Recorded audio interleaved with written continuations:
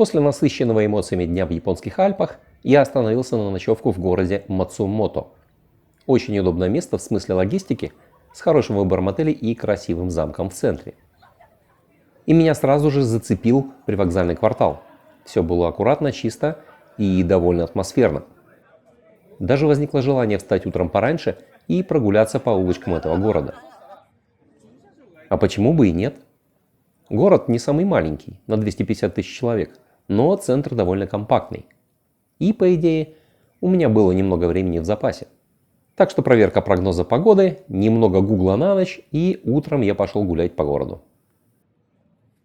Начал, конечно же, с очередного старинного японского замка. Крепость, в которой он находится, это по сути парк.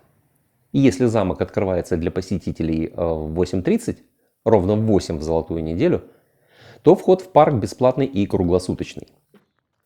В 7:30 утра в будний день народу здесь еще почти не было. На контрасте с предыдущим днем просто волшебно. Замок Мацумото, он же замок Ворона, один из 12 так называемых подлинных замков страны. В Японии подлинными считаются замки, построенные до 1868 года, то есть до окончания эпохи Эдо, и сохранившие свой первоначальный вид. В Мацумото он был построен примерно в 1594 году и является старейшим шестиэтажным замком. Свое второе название, замок Ворона, он получил благодаря черному цвету стен, на контрасте с замком Белой Цапли в Химедзи. Темные стены, предположительно, были данью уважения лорда Исикава, который его строил, к Тойотоми Хидеёси, военачальнику тех времен, объединившему страну. Кстати, в борьбе с Токугавой, еще одной легендарной личностью Японии тех времен. Так вот, замок в Осаке, который был построен Тойотоми Хидеёси, также имел темный экстерьер в те времена. Но есть у замка Ворона и своя уникальность. Он построен в низине, а не на холмах, в отличие от других подлинных замков. И только здесь вы можете увидеть замок с горами на фоне, если позволит погода.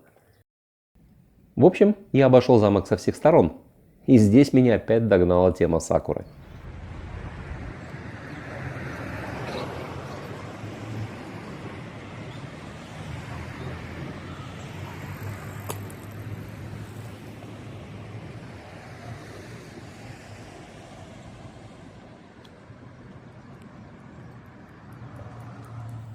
Так я дошел до Навате-дори.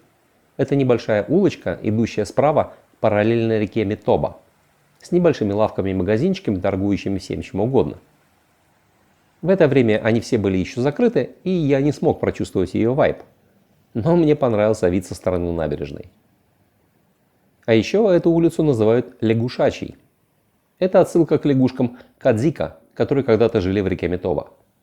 Наводнение 1959 года разрушило их среду обитания, а вместе с ней и улицу Наваты. Примерно через 10 лет были предприняты усилия по оживлению этого района.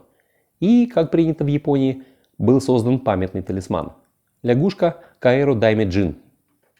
В общем, лягушки переселились, но продолжают жить здесь в виде статуй, вывесок, изображений и сувениров. На этой же улице находится синтоистский храм Сихасира-дзиндзя, куда японцы приходят попросить о чем-нибудь Бога или погадать на судьбу, вытянув амикудзи. Это маленькие сложенные бумажки предсказания. Платишь несколько йен и тянешь такую из ящика. Если предсказание понравилось, бумажку надо забрать с собой и хранить у себя. Ну а если нет, привязать ее к специальному стенду или священному дереву на территории храма. Считается, что тогда неудача не последует за вами.